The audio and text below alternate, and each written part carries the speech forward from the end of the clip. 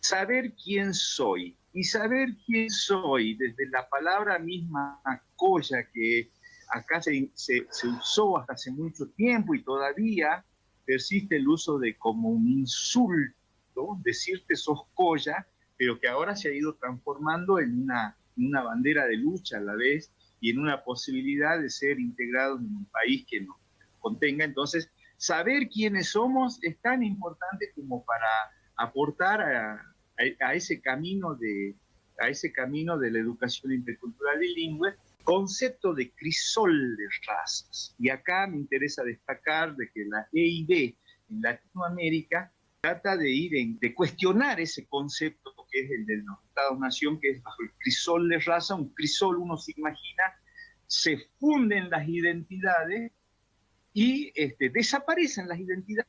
Así, de esa manera estaban pensados nuestros países, ¿no? Y vemos que en el siglo XXI y ahora 2021 vemos que nuestras identidades no han desaparecido. Es decir, y cómo tratar de mover esas bases fundacionales. Yo hace poco había escrito un ensayo y yo digo, ¿esto es posible o no? ¿Es posible modificar a nuestros estados monolíticos, cómo se han concebido?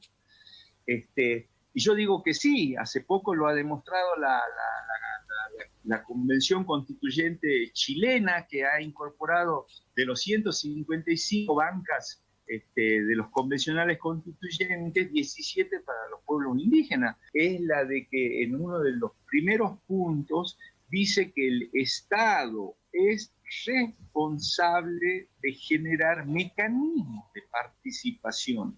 Es decir, pensamos que debe abrirse posibilidades a una gestión participativa, y eso es lo que digamos, lo que llevamos de EIB a nivel nacional se ha intentado y que ha sido brutalmente interrumpida esa manera de gestión y desaparecida la oficina de la EIB, concretamente del Palacio del Ministerio de Educación de la Nación. En su propia salsa, en su propia voz, René, ¿verdad, Nélida? Sí, justamente, bueno, él justamente nos trae, digamos, recordar las identidades, ¿no? Justamente él hablaba esto del crisol de razas, que fue parte de esa construcción, ¿no? De borrar todas las identidades, ¿no? Y creo que justamente de eso estamos tratando, ¿no? De ser reconocidas todas las identidades, y esa escuela otra, que acá estamos hablando también de cómo, hablando de educación, esa escuela otra, como decía Mónica también, que traía esas palabras, tiene que poder hablar de todos estos mundos, digamos, ¿no? Empezar a esto de cambiar los modos de conocimiento, incorporar otros, mirar otros, que nos traen otras respuestas. Y creo que ese es los caminos que tenemos que seguir transitando, y que siempre también en diálogo, ¿no? Y esto también que nos trae Freire, ¿no? El diálogo, la pregunta, el estar también... la circulación de la palabra, no unos sobre otros, no hay una más jerarquizada que otra. Creo que también de esto habla estos 100 años del legado de Freire, también nos traen, ¿no?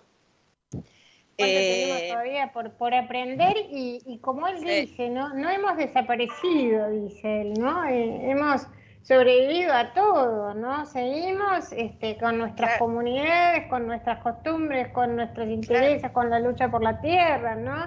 Creo que esto está vivo, no es algo del pasado, como decía una docente en el primer bloque de Sintonía, ¿no? Están vivas las comunidades, los pueblos originarios, los afrodescendientes, es decir, son culturas que necesitamos revalorizar, porque además nos enriquecen a nosotros, ¿no? Exactamente, ¿sí?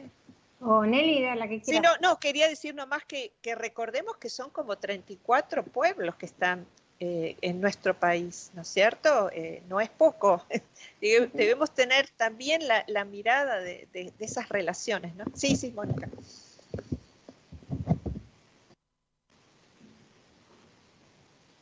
Moni. Bueno, Perdón, había está quedado... muteada. Bueno, ahí estamos. a ver, Moni, dale. No, pensaba en esto, que quizás hoy es el día en el que estamos pensando en lo que pasa con nuestros pueblos originarios, pero también deberíamos estar reflexionando. Ahí leía un comentario de Gabriela Ramos en nuestro Facebook. ¿Podés leerlo, Moni? Ella nos traía, vos sabés que me parece que Lo no. tengo acá, dice, así como lentamente le damos voces a las diversidades sexogenéricas, a las juventudes, algunas diversidades todavía quedan invisibilizadas. Las neurodiversidades, las diversidades funcionales, las identidades racializadas, las infancias. Asumo el desafío desde Freire, como decían ustedes. Y justo la tenía acá para leer, Mónica. ¿Qué ibas a decir?